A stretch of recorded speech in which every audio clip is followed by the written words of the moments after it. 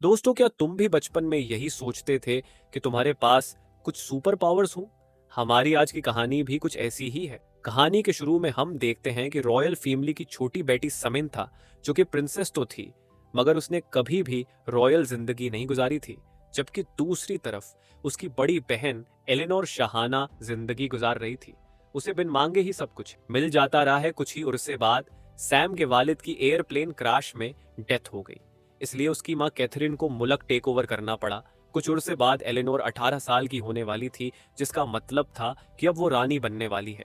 Sam तो मानो इस घर का हिस्सा ही ना हो। वो अक्सर अपने एक फ्रेंड माइक के साथ बाहर घूमती रहती थी। अगले दिन कॉलेज में सैम की मुलाकात एक लड़की से हुई जिसका नाम रक्साना था। रक्साना भी सैम की तरह एक रॉयल फैमिली की दूसरी बेटी थी।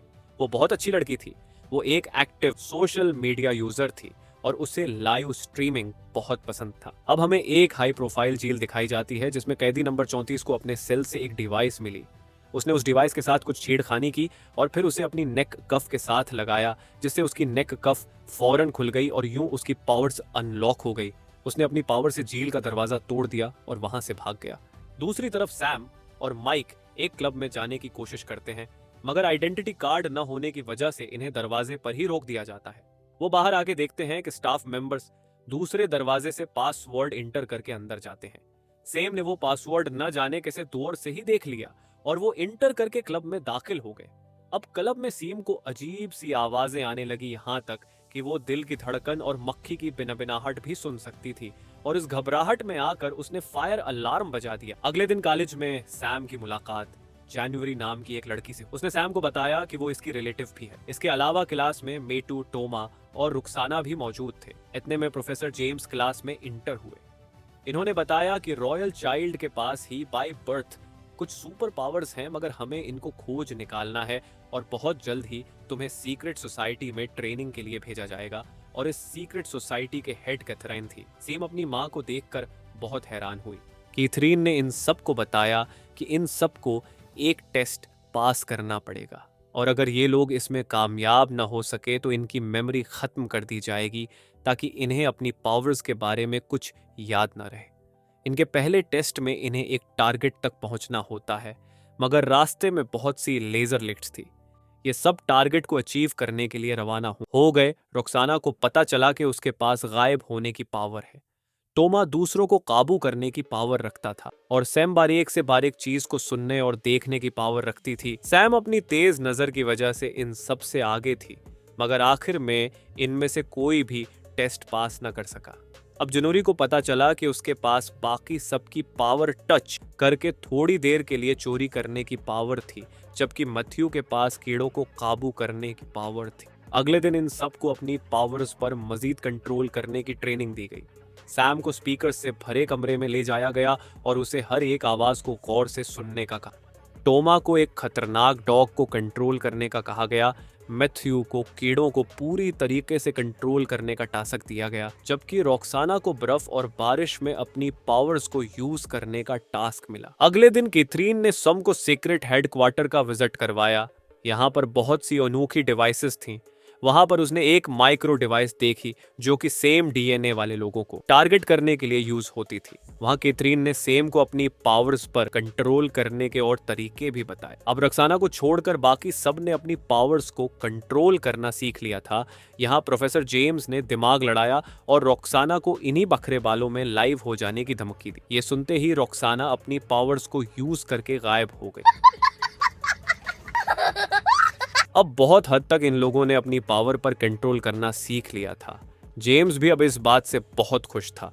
अचानक उसने इन सब का टेस्ट लेने का सोचा। वो इन सब को साथ ले गया। वहां पर इनका टेस्ट था एक डायमंड को चोरी होने से बचाना। सैम ने अपनी पावर्स को यूज करके उस चोर का पता लगाया और इन सब ने मिलकर उस चोर को दबोच लिया, मगर वो चोर नहीं था, वो तो इनकी एक टीचर थी, और ये सब इन्होंने इनका ध्यान भटकाने के लिए किया था। ये सब लोग अपने इस टेस्ट में भी फेल हो गए। अब जेम्स को इन सब पे बहुत गुस्सा आया और उसने इनकी कल की क्लास कैंसिल कर दी।